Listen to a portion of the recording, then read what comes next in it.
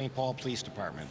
I want to echo the sentiments that were just said and share with you that we've had employees for our city that have experienced some of the same things. Thankfully, not with firearms drawn, but traffic stops that were clearly outside the bounds of what federal agents are allowed to do. We recognize by standing here today that some might say, you're only speaking up because this is happening to the cops. Others will say that we're speaking out against ICE, and that means we want rapists on the street. Neither of those things are true. We want to find some common ground. Law enforcement has more authority than a general citizen. That means we have more responsibility in how we behave. We have to find common ground here, and we have to figure out a way that these processes, which are clearly failing if American citizens are being grabbed or stopped or seized, this can't happen. We have to make sure that everyone's civil rights are intact. I truly want to believe that there isn't anybody on either side of the political aisle that thinks that people's civil rights aren't important. They have to be the cornerstone of everything we do. Yesterday, our country honored Dr. Martin Luther King, and I was struck by the fact, and I'm paraphrasing, but he once said, "We must learn to live together as brothers, or we will perish together as fools." We can't be foolish. We can't be those fools. So we are asking that we come together and figure out a way for this state and this country to resolve these things before things get any worse. Thank you. Good morning, everyone. Dewana Witt, Sheriff of Hennepin County.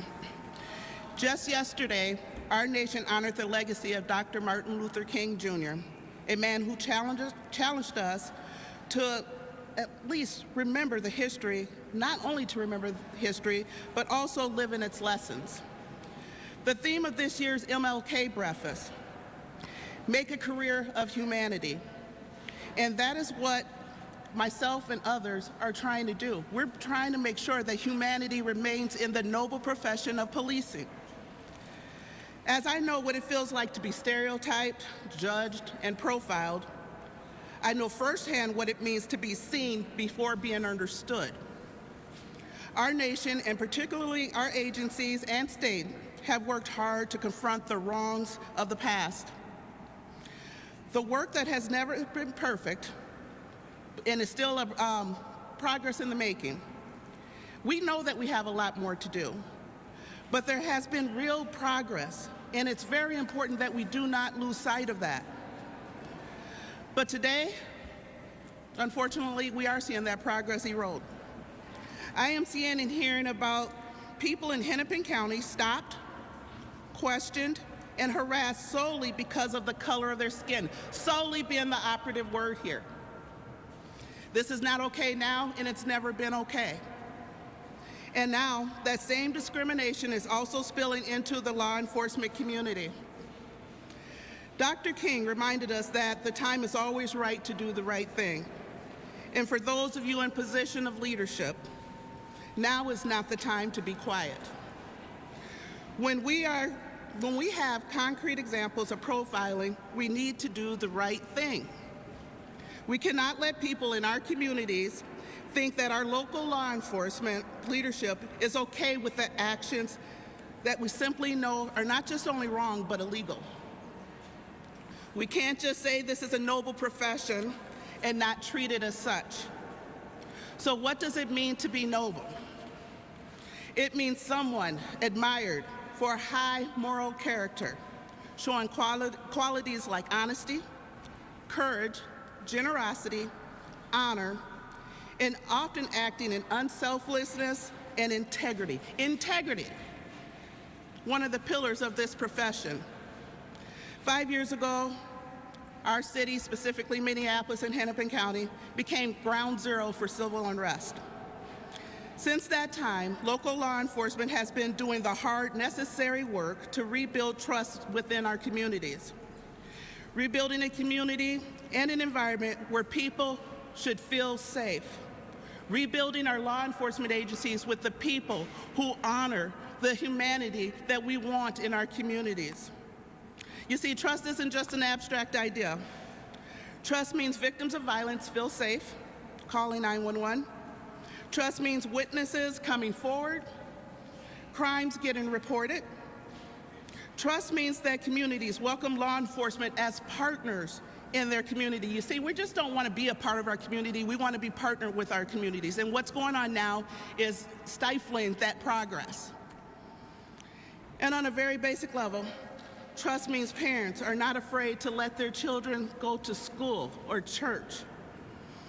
Business owners are able to open and thrive off of their hard work of being business owners. The trust is fragile right now, and it is essential. It is an essential element to public safety. Today, that trust is being damaged, broken by the questionable and sometimes unethical actions of some federal agents, particularly in these last recent weeks. I want to be clear that I am not saying all federal agents, as all of us know that we have become victim. If somebody or one person in law enforcement does something wrong, we all pay the cost. We cannot afford to be stereotyping or generalizing anyone. Our communities have less trust in all law enforcement when this happens, not just the federal agents, but our local law enforcement, and we're here to stay. Those harmful actions causes a ripple effect through all of our professions and through all of our agencies. What I want to assure you is we are here because we all believe that our jobs are to be done professionally, lawfully, and obviously treating people with dignity and respect. Not just marginalized communities, but every single person who calls Minnesota home. This moment is the time to do what's right. We demand more from our federal government, more professionalism, more accountability, more humanity. We demand lawful policing that respects human dignity. We should not be at a point in this profession or any profession where you have to teach people how to treat people. This is the same demand we have for our own public safety professionals who serve, live, raise their own children in our communities every day. I can tell you at the Hennepin County Sheriff's Office, our deputies will continue to serve and always have professionally, lawfully, and with the respect of every person's humanity, as I'm sure all of these agencies that are represented here today are also doing. And with that, we will all continue to show up, even though times are hard, even though our law enforcement is exhausted. They're being challenged. They're having to go home and face their own families and answer these questions. We are lucky to have men and women in this profession that continue to show up despite the adversity. So we want to thank you for having us here today, and at this time we'll take questions. And yes, sorry. Emotional distance or maybe wanting to put criminals away and seeing the constitutional violation and the racial profiling that is part of this mass operation here with that as the social. Good morning. My name is Imran Ali. I am R-A-N-A-L-I. I'm an attorney here in Minnesota. Work a lot with law enforcement from corner to corner. I think it is. I mean, that is exactly what it is. That's a very difficult issue that's before us. But the reality still remains is that the Constitution applies to everyone. And we have, and I think it's echoed, with the speakers that we've had today, we have federal ICE officers that are in their line of duty, right? They have to do what they do, right? I mean, they are ordered to do so, and they're carrying out those lawful efforts. And what we see, though, is we see people that are obstructing in that. As a lawyer, that's still a violation of the law. What we can do is we can talk about the tactics and the emotion that's there, and there's a place for that, and that place is to be discussed a lot, and also in the courtroom. And so, to give pause that what's happening here, there are mechanisms in place. There are lawsuits that we all know about. We've seen them almost every day. Something's going out. Those will play out in the court.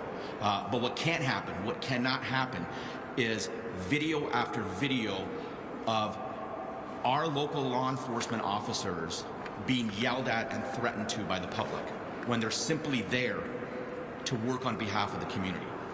And I've heard from dozens and dozens of officers, and I've seen those videos. That can't happen.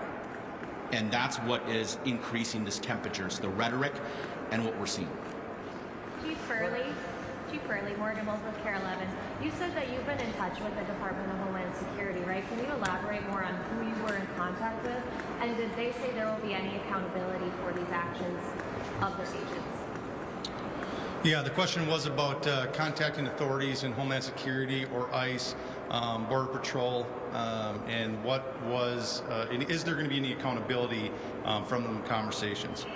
Great question, complex answer. I've reached out to anybody that's willing to hear. One of the real concerning problems that I have with this surge in the metro is the span of control, in that there's so many different groups that do not know what other groups are doing or who is out at any location. And so when you call ICE leadership, or you call Border Patrol leadership, or you call Homeland Security leadership, they're unable to tell you what their people were doing that day. They're hard to find a leader to give you to. They like to give you a website to go file a complaint, but the complaint requires identity of the agents. The agents don't have name tags on. They cover their face. They don't have body cameras. And the groups that seem heavily through Border Patrol that are running up and down streets, there's no indication where they are any given day. So what I get is lots of questions that I'm unable to answer about who did what or where they did it. What I will tell you is I have contacts through 30 years of law enforcement with many different agents in ICE, HSI, and others. And those individuals who I've spoken to make several things clear to me. This is not right. They see it occurring and absolutely believe it needs to stop immediately. And they want to make it quick that it's not their groups. They're aware that there are groups that seem to be have less supervision that they believe are involved in this, but the vast majority of these groups are doing focused, legitimate immigration work that they're tasked to do, and it is well within the bounds of being legal. So, Alex Capriello with News Nation. To that point, you allege that there seems to be a small contingency of federal agents that are operating under this racial profiling strategy. What evidence or proof do you have that this is not something that's coming from the top down, from the highest ranks of our federal government? The evidence I have, the question is what evidence do I have that this is not coming from orders from the top, from Washington, D.C. to act this way? One, I just fundamentally don't believe that. Our federal government and partners that we've worked with, that I've worked with for 30 years, have an exemplary record of performing exceptional law enforcement services. When we had the horrific events this summer and partnered with some of the finest men and women that I've ever had the benefit to be around to help us investigate a very complex political assassination. I've seen the best of what the federal government has. This is not it in a small group. With that said, is what we see every day, the context that we have are agents that are working really hard in a really tough situation to do it right. I just fundamentally don't believe that it's coming from the top. In fact, I believe that I don't think the leaders in Washington, D.C. fully understand what some of their groups are doing here on the street and how much damage that they're causing, and that's why we are here to kind of bring this to light. What evidence is the question that you asked? What actual evidence do I have? None, other than agents that I've talked to and leadership in certain groups of teams have made it clear that this is unacceptable behavior, that they've never been told this is okay. In fact, that they know it's not okay. They're held accountable to a higher standard, which makes me believe that what I fundamentally believe, that this is a small group of individuals performing this. And I will be honest, this really, to me, started 2 weeks ago, which feels like was the last surge of Border Patrol when they arrived, is when we started seeing this really change of behavior where it's street level jump outs or traffic stops, which the federal government is not allowed to do traffic stops and tell people that they're stopping them for speeding, which is what we're seeing. That's not allowed. They are not able to do that. They need to have reasonable suspicion that somebody is here illegally for them to stop them, whether on the street or stop them in a vehicle. So what is a small group? Are you talking about dozens of agents? The question is, what is a small group? I absolutely have no idea. This is far outside of my purview as a local police chief. But what I do know is it's really impacting my community, what my community does and how they feel, and it's impacting our brand as police officers, our brand of how hard we work to build trust, to police in a way that builds legitimacy in what we do. And when people armed with rifles that have just police across their vest get out and act a certain way, of course our public thinks that's us. Many agencies that you've probably seen, and many of them are behind me, have had to put out pamphlets showing what a Brooklyn Park police officer looks like and what an ICE agent looks like, to make sure that we tell community they are different. Those are not Brooklyn Park officers or St. Paul officers or Brooklyn Center officers. Those are ICE agents. To answer your question specifically, I have no idea what groups or who it is or how many, but I know it is a small portion of the whole. Chief Burley, one more follow-up.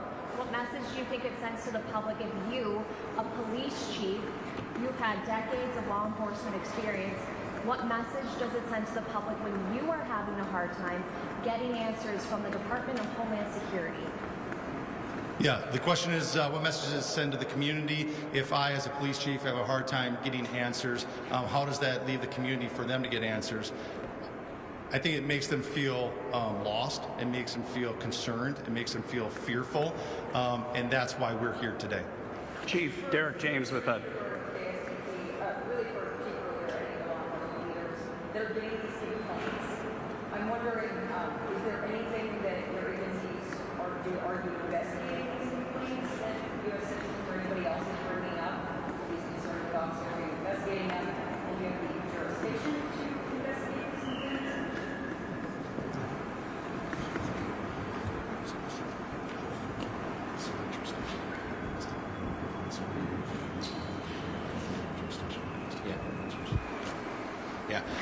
The question is about jurisdiction, and when we get those complaints, what do we do with those? Again, really difficult because we have, the federal government, and we also have on the state side of it as well.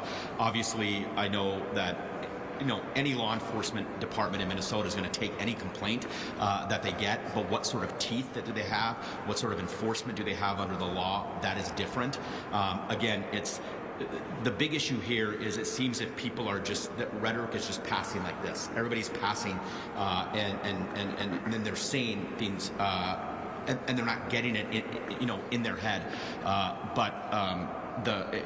It's clear that those avenues that can be utilized for the United States citizens that feel that something is happening, we've seen those lawsuits, and those lawsuits are appropriate, and the courtroom where those are discussed, that's appropriate as well. But as far as the mechanism for us to investigate those on a state side, it's just not there. Derek James from WCCO and CBS News Minnesota. It seems to be there's a patchwork of federal agents from different agencies all on the ground. Have there been any notices of inconsistencies based on different training, different tactics used between those agencies? We know that we talked with leadership within our federal authorities, and there has been question about the amount of training. Is the training consistent with what they were getting, say, 6 years ago? Are they going through Flexi? And then what is the vetting process like? Those have been conversations, again, at some of the highest levels that we've had. Again, they don't share that stuff with us, but I get the sense that there is some mutual feelings, and that the training, some of them are not well trained. And again, I want to be careful because we do know that there's some that has impeccable training and are good at their jobs. But we are seeing an influx here, to the question earlier, what's a small number?